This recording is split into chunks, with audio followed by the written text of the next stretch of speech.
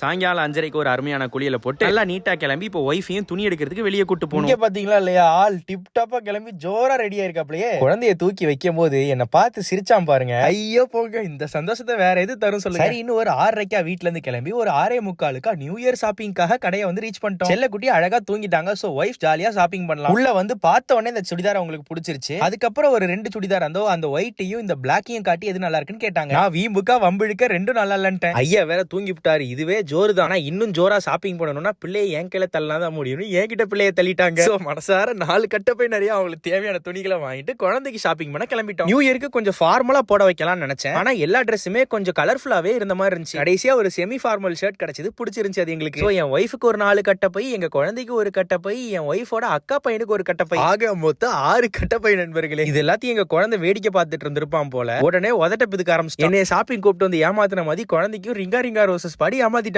இப்படிக்கு shopping vlog முடியும்னு நினைப்பீங்க. இந்த ஒரு பில் மட்டும் நம்ம பே பண்ணிட்டு வாங்காம வந்துட்டோம். இப்போ இதுக்கு நான் அந்த 10 கிலோமீட்டர் போயிட்டு வரணும் மாடி. அம்மா பே பண்ணியாச்சுல. 20 கிலோமீட்டர் நீ போயிட்டு வர்றதுக்கு நான் முதலே சொன்னேன் ஞாபகப்படுத்துன்னு. நீங்க பே பண்ணிட்டு உடனே வாங்கிருக்கணும். இவ்வளவு நேரம் ஷாப்பிங் பண்ண 1.5 மணி நேரம். அதுக்கு இந்த குட்டி பார்சல் வைக்கிறக்கா அநியாயண்டி. ஆனா நான் அவன்கிட்ட சொன்னேன் ஞாபகப்படுத்தி கிளம்பும் போதுன்னு. மறந்தாச்சு. இது பே பண்ணலன்னா கூட வாங்க முட்டுலானே. 360 ரூபா. வள்ளல் குடும்பம் நீங்க விட்டுரு, பரவாயில்ல. ரைட் நண்பர்களே, நான் போய் 7வது கட்ட போய் வாங்கிட்டு வரேன். நீங்க லைக்கை போட்டுருங்க மறக்காம. நல்லதே நினைப்போம், நல்லதே நடக்கும். பாய் நண்பர்களே.